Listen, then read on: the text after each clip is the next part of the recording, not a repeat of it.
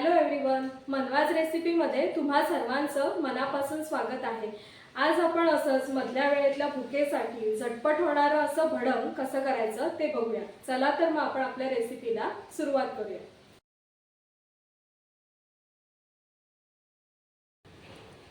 आज आपण भडंग कसं करायचं ते बघणार आहोत। त्यासाठी मी इथे चुरमुरे घेतलेले आहेत, त्यानंतर मी इथे तिखट घेतलेलं आहे, लसूण घेतलेली आहे, थोडीशी मिरची, फोडणीसाठी कढीपत्ता घेतलेला आहे, थोडीशी पिठी साखर घेतलेली आहे, एक लिंबू घेतलेला आहे, शेंगदाणे घेतले, त्यानंतर चवीनुसार मीठ घेतलेलं आहे। चला तर मग आपण भडंग कसं करायचं ते बघूया। भडंग करण्यासाठी मी इथे सुरुवातीला 2 ते 4 चमचे तेल गरम करायला ठेवलेलं आहे। तेल चांगलं गरम करून घेऊया। तेल गरम झाल्यानंतर त्याच्यामध्ये आपण मोहरी घालून घेऊया। मोहरी चांगली तडतडून द्यायची आहे। मोहरी इथे चांगली तडतडली आहे, त्यानंतर आपण त्याच्यामध्ये थोडीशी हळद घालूया। त्यानंतर मी इथे 7 ते 8 मिरचीचे तुकडे घेतलेले आहेत, ते सुद्धा या फोडणीमध्ये घालून घेते। हे मिश्रण जर आपण ढवळून घेऊया।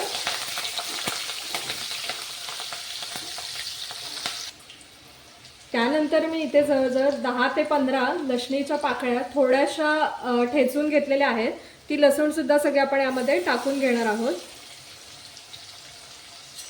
लसूण चांगली तेलामध्ये परतून घ्यायची आहे, म्हणजे त्याचा वास खूप चांगला लागतो।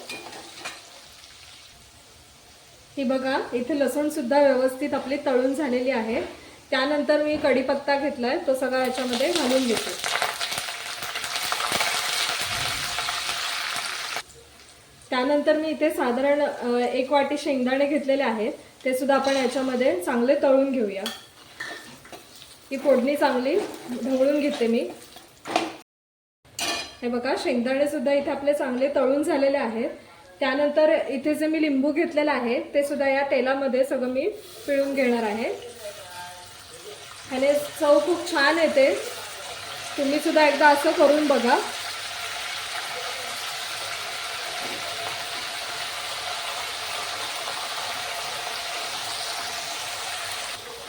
मी इथे जवळजवळ अर्ध्या लिंबाचा रस फोडणीमध्ये घातलेला आहे। त्यानंतर मी इथे काश्मीरी तिखट घेतलं, लाल तिखट, हे सुद्धा मी 2 ते 3 चमचे यामध्ये घालून घेते। तुम्हाला कितपत तिखट आवडतं त्यानुसार तुम्ही याचं प्रमाण कमी जास्ती करू शकता। आता हे चांगलं मिश्रण पुन्हा एकदा आपण एकजीव करून घेऊया। असं फोडणीमध्येच तिखट घातल्यामुळे त्याला रंग सुद्धा खूप छान येतो। आता एक तिखट अगदी 1 ते 2 मिनिटं तेलामध्ये चांगलं शिजवून घेऊया। ह्याच्यामध्ये आपण लिंबू पण घातलंय, त्याच्यामुळे त्याचा वास खूप छान येतोय आणि चव सुद्धा खूप छान लागते। तेलातच लिंबू पिळून घ्यायचंय, त्याच्यामुळे त्याचा स्वाद खूप चांगला येतो। त्यानंतर मी पिठी साखर घेतली, ती सुद्धा याच्यामध्ये 2 ते 3 चमचे पिठी साखर घालून घेते। फोडणीतच घातली आहे पिठी साखर सुद्धा। पुन्हा एकदा पिठी साखर घालून हे मिश्रण आपण चांगलं ढवळून घेऊया। हे आपल्याला मधल्या वेळेत काहीतरी खाण्यासाठी हवं असतं, तर हे बाहेरचं खाण्यापेक्षा घरी पौष्टिक आणि 8 ते 10 दिवस चांगलं बंद झाकणाच्या डब्यामध्ये चांगलं टिकतं। तुम्ही सुद्धा एकदा असंच मधल्या वेळेत खाण्यासाठी, छोट्याशा भुकेसाठी अशा प्रकारचं भडंग एकदा नक्की करून बघा। त्यानंतर मी इथे एका मोठ्या पातेलीत सगळे हे चुरमुरे घेतलेले आहेत, त्यामध्ये हे आता चवीनुसार मीठ घालून घेते।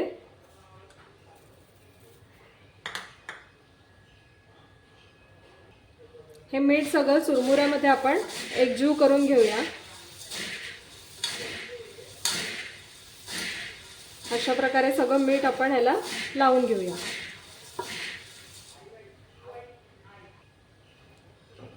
त्यानंतर जी आपण फोडणी तयार करून घेतलेली आहे ती आता आपण थोडी थोडी करून या चुरमुऱ्यामध्ये सगळे घालून घेऊया।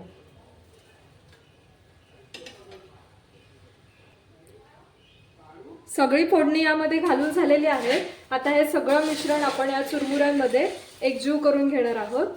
तुम्ही बघू शकता, खूप छान असा रंग येतोय। मी हे तिखट फोडणीत घातलेलं होतं, त्याच्यामुळे खूप छान रंग आलेला आहे।